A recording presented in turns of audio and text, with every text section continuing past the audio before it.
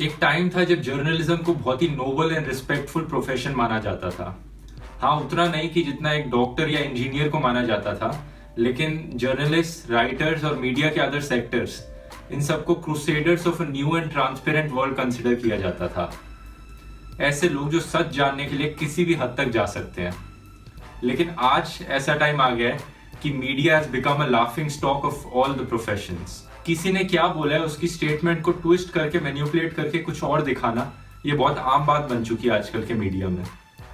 Photoshops, झूठी खबरें और व्हाट्सएप फॉरवर्ड को न्यूज की तरह दिखाना भी बड़ा कॉमन हो गया आजकल। तो इसी चक्कर में बहुत सी अच्छी रेवोल्यूशनरी और ब्रेड टेकिंग न्यूज को साइडलाइन कर दिया जाता है।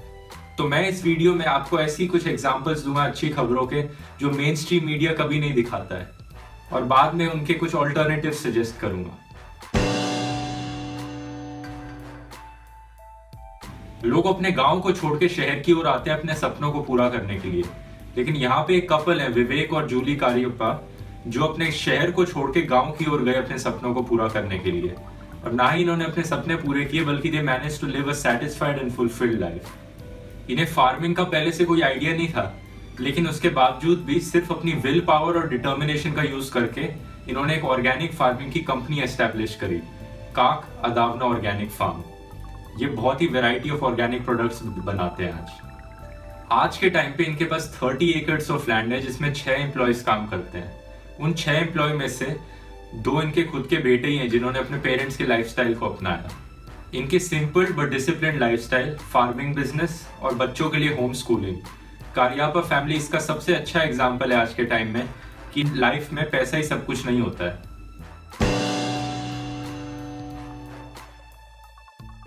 हम इंडियंस को बड़ी आदत है अपनी गवर्नमेंट को हर चीज पे क्रिटिसाइज करने की कि वो कभी कुछ करते ही नहीं है, लेकिन जब एक्चुअली में अच्छे काम होते हैं तो उन पर ध्यान नहीं दिया जाता है, उन्हें इग्नोर कर दिया जाता है। ऐसी एक चीज है इंदिरा पर्यावरण भवन दिल्ली में। ये इंडिया की पहली नेट जीरो एनर्जी बिल्डिंग है, यानी जितनी भी इलेक्ट्रिसिटी ये बिल्डिंग अपने आप को चलाने के लिए यूज करती है, ये सारी इलेक्ट्रिसिटी खुद ही जनरेट करती है। कोल, डीजल जनरेटर जैसी टेक्नोलॉजीज का बिल्कुल नहीं यूज किया जाता है जिनसे पोल्यूशन होता है। इसके छत पे सोलर पैनल्स लगे हैं जिससे एनर्जी जनरेट करते हैं। ये हीटिंग और कूलिंग के लिए ये जियोथर्मल एनर्जी का इस्तेमाल करते हैं, जो ग्राउंड के नीचे जो ठंडक और गर्मी होती है उसके अंदर पाइप्स जाती हैं जो कि हीट ट्रांसफर करती हैं। बिल्डिंग का पूरा structure recyclable, highly recyclable material से बना है, और 50% एरिया बिल्डिंग के आसपास का ग्रीनरी और ग्रास से कवर्ड है। बिल्डिंग में जो वेस्ट वाटर जनरेट होता है उसके लिए एक सीवेज ट्रीटमेंट प्लांट भी है बिल्डिंग के अंदर ही। इंडिया में आने वाले एक सस्टेनेबल फ्यूचर के लिए this building is of Paramount importance. India में हर साल 50,000 बच्चे जो कैंसर से डायग्नोस होते हैं, उनमें से 70% मर जाते हैं डिजीज की अनअवेयरनेस की वजह से। कैंसर एक बहुत ही सीरियस और डेंजरस बीमारी है जिसके बहुत से पॉपुलर टाइप्स काफी वेल नोन हो चुके हैं, जैसे कि एक ब्रेस्ट कैंसर या ओरल कैंसर। लेकिन बहुत से कैंसर के टाइप्स हैं जो लोगों को पता नहीं है अभी। पीडियाट्रिक और चाइल्डहुड कैंसर उनमें से एक है। आर्कियोलॉजिकल सर्वे ऑफ इंडिया और यूपी गवर्नमेंट ने कोलैबोरेट किया एक दिल्ली बेस्ड एनजीओ के साथ ताजमहल पे 3 दिन का एग्जीबिशन रखने के लिए, जिसमें कि 1500 बच्चे इस कैंसर के बारे में अवेयरनेस फैलाते।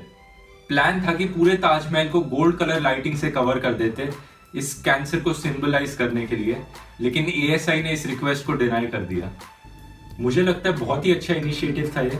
अगर इसे थोड़ी सी और मीडिया कवरेज मिली होती तो शायद एएसआई एग्री कर देता ताजमहल को गोल्ड कलर में लाइट अप करने की, जिसकी वजह से और ढेर सारे लोगों को इस डिजीज के बारे में पता लगता। तो ये तो थी बस कुछ 3 ऐसी स्टोरीज जो मेन स्ट्रीम मीडिया में नहीं दिखाई गई है। ऐसी ढेर सारी बहुत और अच्छी खबरें होती है जो मेन स्ट्रीम मीडिया स्किप कर देता है।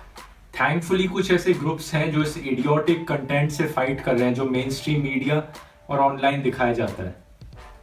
इनके कुछ एग्जांपल्स हैं the economy decoded, the better India, the logical Indian, who post good, smart and original content.